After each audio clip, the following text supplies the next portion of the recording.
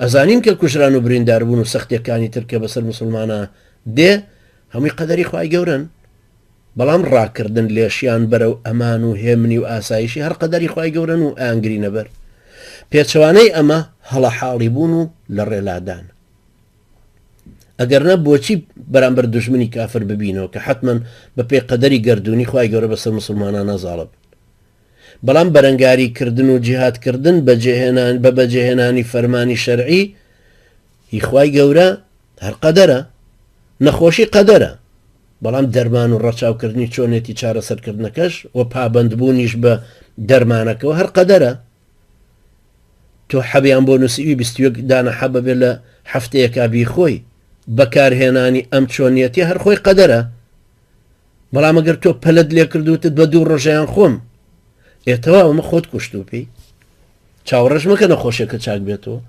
ئەم مەسەلە جیهادیانش ئاوایە. ئیبن القەیم ڕەحمەتی خوای لێ بە دەربارەی ئەم ڕێسایە یعنی لادانی قەدەر بە قەدەرە فەرمێ شێخی خواناس و نمونەی پێشەوایەتی شێخ عەبدولقادری گەیلانی ڕەحمەتی خوای لێ بێ فەرمێ خەڵکی جگە لە من کە گەیشتنە قەزا و قەدەر تایە وەستان، من کڵاو ڕۆشنەیەکم لێ دەرکەوت کە قەدەری حەق هەر بە حەق لەبەر خاتری حەق ڕادەم.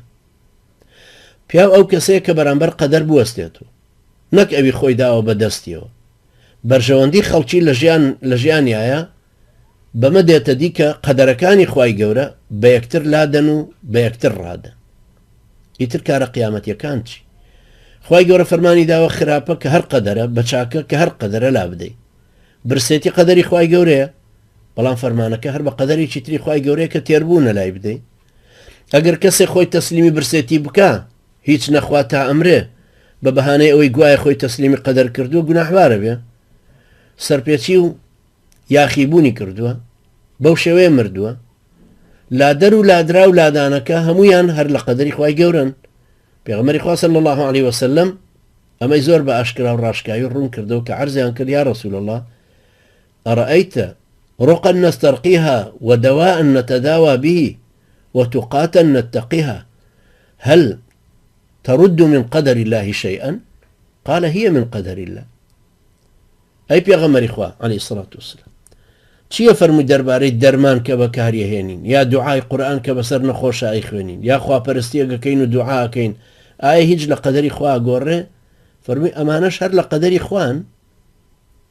لە فەرمودەیەکی ترا فەرمێ وإن البلاء والدعاء ليعتلجان بين السماء والأرض. دعا و مصیبەت لە ئاسمانە لە ململانێ و زۆرانگرتنان هەر یەکیان هەوڵە داوی تریان لاد. یعنی دوعا هەوڵی لادانی مصیبەتەکە ئەدا کە بۆ بەندەکە ئەکرێ.